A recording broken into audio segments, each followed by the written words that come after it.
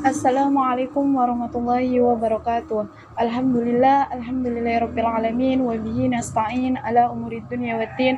Wassalatu wassalamu ala asyrofil anbiya'i wal mursalin wa ala alihi washabbihi ajmain. Amma ba'du. Yang terhormat Abah Yai Jamil Muslim selaku pengasuh Pondok Pesantren Darussalam Kalibakung, yang terhormat Gus Silman Nursyidin Syarif selaku pimpinan Pondok Pesantren Darussalam Kalibakung, yang terhormat Gus Yusil Ihsan Mahendra selaku pimpinan Tahfidzul Quran Darussalam Kalibakung, dan yang saya hormati pemirsa YouTube Darussalam Kalibakung.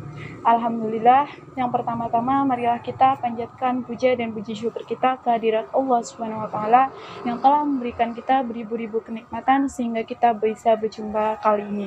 Kedua kalinya sholawat ma'asalam tak lupa kita aturkan kepada junjungan kita baginda Nabi Agung Nabi besar Muhammad SAW yang telah membawa kita dari zaman jahiliyah menuju zaman Islam yang seperti saat sekarang ini. Kali ini kita berjumpa lagi dengan bulan suci Ramadan, bulan yang kita tunggu-tunggu dan bulan-bulan yang sangat dimuliakan oleh Allah Subhanahu wa taala. Tak terasa kali ini kita berjumpa dengan bulan suci Ramadan, bulan yang sangat ditunggu-tunggu oleh umat Islam, bulan yang sangat dimuliakan oleh Allah Subhanahu wa taala. Ya, bulan suci Ramadan ini kita berharap dalam keadaan sehat walafiat atas nikmat yang diberikan oleh Allah Subhanahu wa taala. Dalam bulan suci Ramadan ternyata semua umat Islam diwajibkan untuk berpuasa. Namun selain untuk berpuasa, ternyata umat Islam banyak sekali diselingi amalan-amalan sunnah lainnya agar mendapatkan pahala yang lebih. Pahala-pahala dari amalan-amalan sunnah yang dianggap kita remeh, dianggap kita biasa-biasa aja, yang dianggap kita remeh, ternyata ketika kita mengistiqomahnya, ternyata Allah melipatkan gandakan pahala kita ketika kita mengistiqomahkannya. Masya Allah. Nah, apa saja sih amalan-amalan sunnah yang bisa kita lakukan di bulan suci Ramadan ini?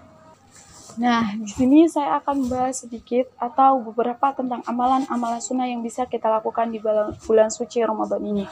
Salah satunya adalah makan sahur. Makan sahur ternyata banyak keistimewaannya, banyak keberkahannya yang ternyata kita tidak tahu. Walaupun sekedar makan, ternyata makan sahur menyimpan banyak barokahnya. Walaupun seseorang biasanya menganggap sangat remeh amalan ini. Seperti hadis Rasul di bawah ini. A'udzubillahi minasyaitonirrajim. Bismillahirrahmanirrahim. Tahassaru fa inna fis sahuri barakatan. Yang artinya sesungguhnya bersantap sahurlah kalian karena di dalam sahur banyak keberkahan. Nah, dari sini kita bisa ambil kutipan atau bisa kita ambil bahwasanya di sini menerangkan tentang di dalam sahur itu banyak keberkahannya loh, banyak sekali faedah-faedah di dalam bulan suci, di dalam makan sahur. Nah, di dalam makan sahur sendiri ternyata bukan saja menyimpan banyak barokah. Salah satu keutamaan yang saya akan bahas di sini adalah di dalam kitab Maqasidus Shaum juga menjelaskan bahwasanya makan sahur termasuk adab ke-6 dalam berpuasa. Nah, di dalam kitab tersebut juga Rasulullah menjelaskan bahwasanya sebaik-baiknya manusia adalah yang menyegerakan berbuka dan mengakhirkan sahur.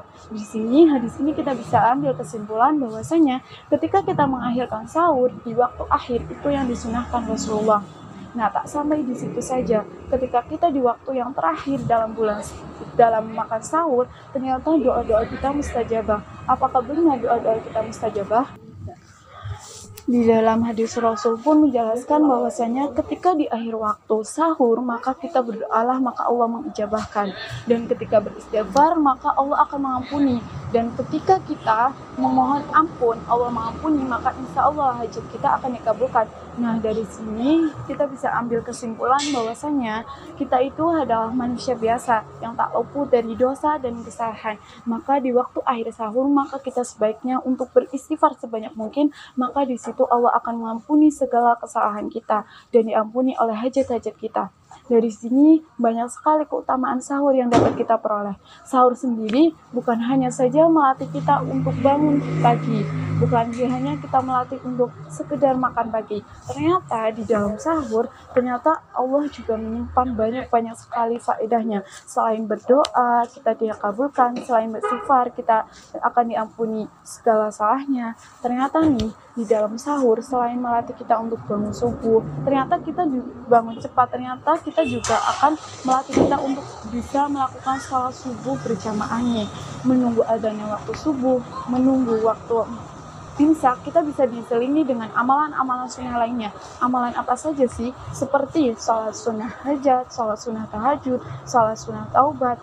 Nah, tidak sekedar sholat sunnah, kita juga bisa mengambil pahala-pahala yang berlipat ganda dengan cara kita membaca Al-Quran.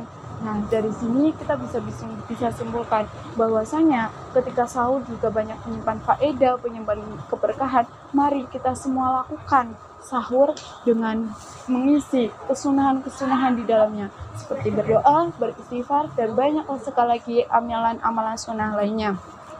Yarhamullah wa mustashirin. Semoga Allah menurunkan keberkahan untuk orang-orang yang sahur.